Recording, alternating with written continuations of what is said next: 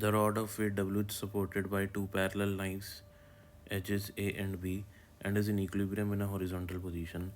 The knives are at a distance D from each other. The center of mass of the rod is at a distance X from A.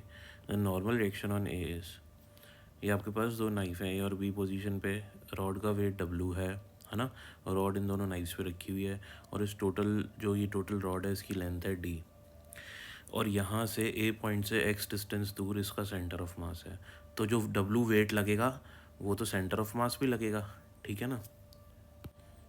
तो मेरे को जो answer निकालना है वो x D और W के terms में चाहिए। क्वेश्चन क्या कह रहा है मेरे को निकालना, क्या नॉर्मल रिएक्शन होने। देखो जब रॉड आप इसके ऊपर आपने रॉड को रखा हुआ है तो रॉड इसके कांटेक्ट में है, तो रॉड के ऊपर एक नॉर्मल कांटेक्ट फोर्स ऐसे लगेगा, इधर से भी लगेगा और इधर से भी लगेगा। तो यहाँ पे आपको क्वेश्चन एन ए पूछ रहा है, ठीक है। और रॉड इक्विलिब्रियम में ना ऊपर जा रही है ना नीचे जा रही है ना रोटेट कर रही है, ठीक है। तो मैं इसकी एफ बी डी बनाता हूँ। यहाँ पे देखो मैंने इसकी एफ बी डी बनाई है, राइट। अब ऊपर की तरफ लगेगा एन ए फोर्स क्योंकि रॉड इस पॉइंट से कांटेक्ट में है। डब्लू वेट एम जी नीचे लगेगा क्योंकि हमको गिवन है कि सेंटर ऑफ मास यहाँ से एक्स डिस्टेंस है, तो सेंटर ऑफ मास पे एम जी फोर्स लगेगा, ठीक। सिमिलरली जैसे यहाँ पे ऊपर एन ए लग रहा है वैसे यहाँ ऊपर एन बी लगेगा क्योंकि ये यहाँ से भी कांटेक्ट में है। ये डिस्टेंस एक्स है तो बची हुई डिस्टेंस डी माइनस एक्स हो जाएगी। अब मैं क्या करता हूँ, पी पॉइंट के अबाउट नेट टॉर्क जीरो कर लेता हूँ। पी पॉइंट ये है, पी पॉइंट के अबाउट ही क्यों कर रहा हूँ इसका रीज़न बताता हूँ मैं आपको। देखो मेरे को यहाँ पे एन बी नहीं चाहिए, मेरे को यहाँ पे एन ए चाहिए। तो जब भी मेरे को टॉर्क निकालना है, ठीक है, किसी ये फोर्स निकालना है, तो मैं क्या करूँ, उस फोर्स को हटाने की कोशिश करूँ जिस फोर्स की मेरे को रिक्वायरमेंट ही नहीं है। तो उसके लिए बेस्ट तरीका क्या है कि उसी पॉइंट के अबाउट टॉर्क निकालो जिस फोर्स की आपको रिक्वायरमेंट ही नहीं है। तो मेरे को इस फोर्स की रिक्वायरमेंट नहीं है तो इसलिए मैं इसी पॉइंट के अबाउट टॉर्क निकालता हूँ।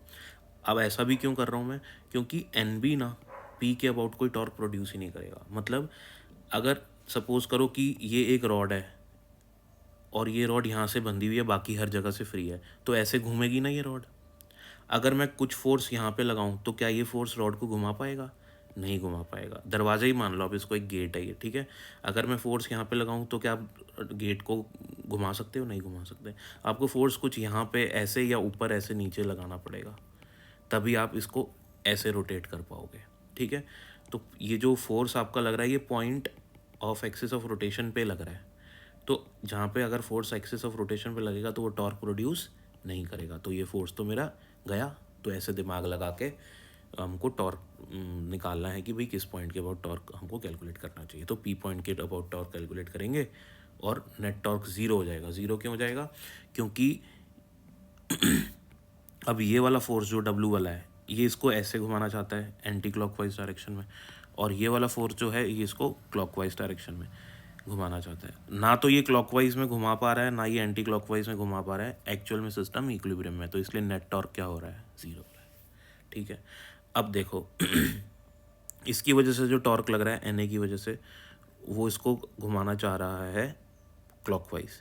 क्लॉकवाइज टॉर्क हमेशा ये डायरेक्शन आप ध्यान रखो, क्लॉकवाइज टॉर्क हमेशा नेगेटिव कंसिडर किया जाता है, साइन कन्वेंशन है। तो जो क्लॉकवाइज टॉर्क देगा उसको नेगेटिव साइन के साथ नोट करो। एक और तरीका है, आप वेक्टर से भी निकाल सकते हो, वैसे भी ध्यान रख सकते हो।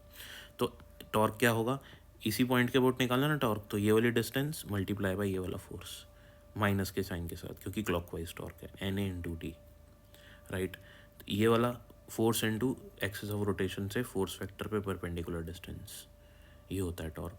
तो ये वाली डिस्टेंस डी माइनस एक्स और ये वाला फोर्स प्लस के साइन के साथ D W into D minus x, multiply कर दो इसको, राइट साइड पे ले जाओ पहले। तो राइट साइड पे लेके जाओगे तो माइनस का साइन आ जाएगा, इधर माइनस माइनस कैंसिल हो जाएगा। आपको क्या चाहिए, एन ए चाहिए, तो डी को डिनोमिनेटर में ले जाओ। ये आंसर आ गया आपका। Thank you for watching.